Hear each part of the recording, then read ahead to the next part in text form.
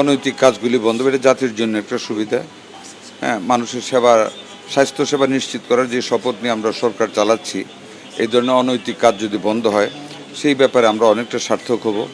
আর পুরান ঢাকার মানুষের সেবার কথা বলছেন, এখানে আমাদের সলিমুল্লাহ মেডিকেল কলেজ আছে, মিটফোর্ড যেটা আগে নাম, হাসপাতাল আছে, এই রোডে আছে একটা ন্যাশনাল হসপিটাল আছে, ডায়াগনস্টিক সেন্টার আছে, এর কাছাকাছি আমাদের পিজি হাসপাতাল আছে, ঢাকা মেডিকেল কলেজ হাসপাতাল আছে, very near to the old city.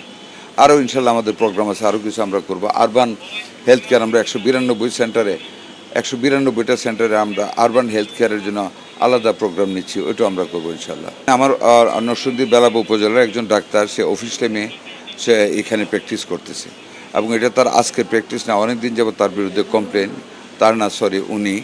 ওনার বিরুদ্ধে কমপ্লেন, ওনাকে শোকজও করেছেন একটু বেলাবো, কিন্তু উনি এগুলিকে পাত্তা দেন না।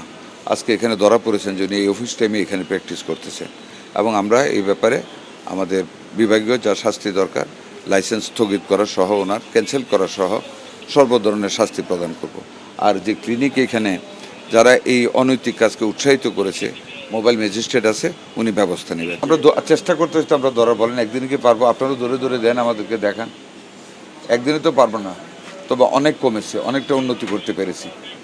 যদি আপনারা এখন বলেন যে অনেকে করে না, অনেক কমিয়ে ফেলেছি, আজকের পরে দেখবেন আরও কমে যাবে। আপনাদের সাহায্য করতে হবে, খবর দিতে হবে, এরকম আজকে যেমন একজন সাংবাদিক খবর দিল, এরকম আপনারা খবর দিতে হবে। Thank you. ক্ষেত্রে মাননীয় মহোদয়, ডাক্তারদের তো অনেক রকম সংগঠন থাকে, তাদের ওখান থেকে কোনো বার্তা কি ওনাদের জন্য দেওয়া হয় যে আসলে কি করতে পারে অথবা কি করতে পারে? ডাক্তার সংগঠন, প্রত্যেকটা ডাক্তার সংগঠনই ভালো কাজ চায়, তারা কাউকে শিখিয়ে দেয় না অনৈতিক কাজ করার জন্য। ধন্যবাদ আপনাদের।